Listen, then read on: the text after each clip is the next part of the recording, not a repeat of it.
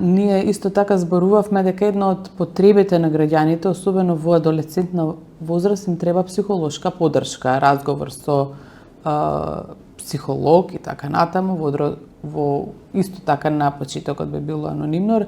Размислуваме за исто една ваква линија за психолошка поддршка на адолесценти во прво време, па понатака би ја прошириле, како што планираме да ги прошириме и овие две линии, така да планираме и таа линија, откако ќе ја воведеме новата линија, и да работиме на нејзино проширување.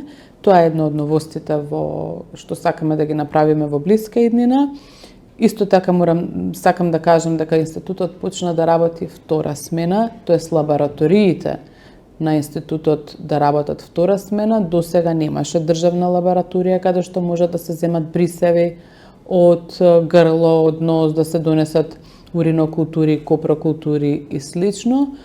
Сето тоа можеше да се направи само до 2 часот, со оглед на потребите на граѓаните.